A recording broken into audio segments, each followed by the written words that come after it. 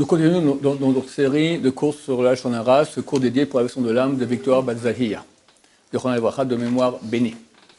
Alors, Shimshon Pinkus, il dit qu'on doit faire Misrut Nefesh, c'est-à-dire abandon de soi pour les mitzvot. Et il est clair que la Lachon Hara, c'est une mitzvah qui nécessite beaucoup d'abandon de soi. Prendre une décision de changer, de plus parler, de plus écouter du Lachon Hara. C'est changer complètement. C'est changer complètement, et il dit que c'est comme si tu égorges le Yetzer Hara devant Hachem. C'est un vrai sacrifice que tu fais. Énorme, donc c'est une valeur énorme. Surtout que c'est très récurrent, et les gens ont tendance à parler Lachon Hara, donc il faut être super, savoir naviguer intelligemment. Que faire si quelqu'un vient nous parler Lachon Hara? Donc, comme on a vu dans le cours précédent, c'est bien essayer de convaincre, c'est dommage de parler Lachon Hara. Ah, il me dit, oh, tu me saoules, tu m'énerves, ou des fois, il va encore plus parler. Si on sait qu'en lui disant ça, il va encore plus parler Lachon Hara, alors mieux vaut ne rien lui dire du tout. Si on est dans le doute, mieux vaut lui dire, pour pas qu'on dise après, pourquoi tu n'as rien dit, peut-être ça aurait pu quand même aider. Maintenant, si on voit que ça ne sert à rien, il y a d'autres solutions. Quelle solution? Changer de sujet. Et on voit qu'il commence à parler sur un tel, tu dis, ah, tu es au courant, j'ai vu justement l'autre jour, j'étais à un mariage, j'ai vu un tel. On peut même mentir. On peut mentir même pour ne pas parler à la Lachon Hara. D'accord? Ou pas écouter. C'est clair, il n'y a pas de problème pour cela. Si ça marche, tant mieux. Ça ne marche pas, alors il y a une seule solution, c'est bye bye.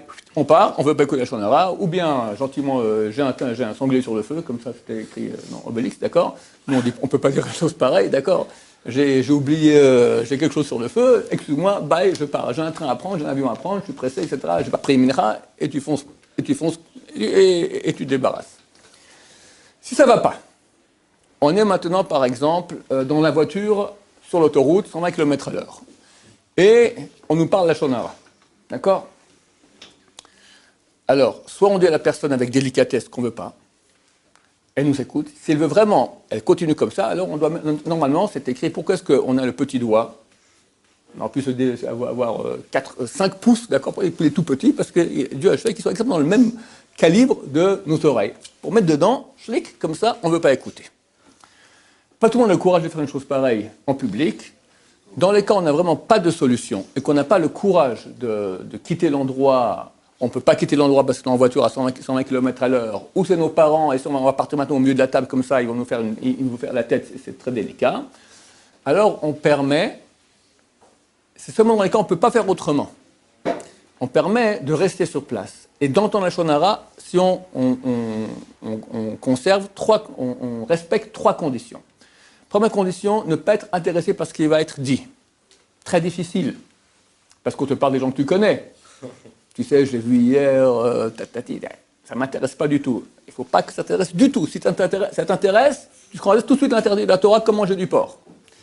Deuxième, ne pas croire ce qui a été dit. En aucun cas, parce qu'on te laisse l'interdiction de croire. Troisième, ne pas avoir de réaction, du genre un petit sourire, un petit oui, un petit quelque chose. Rien, tu les restes de marbre.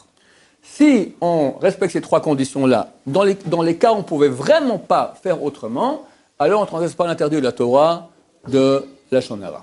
Si quelqu'un est au téléphone avec ses parents, c'est très, très pratique le téléphone, ou d'autres personnes, d'accord, ça arrive, moi j'ai des gens qui me parlent au téléphone, ils commencent à Lachon Hara, je vois que ça continue, je fais comme ça, d'accord, là c'est bien, ils parlent, oui, d'accord, enfin, oui, je ne sais même pas si c'est permis, je pense que ce n'est pas permis le oui, d'accord, tu es comme ça.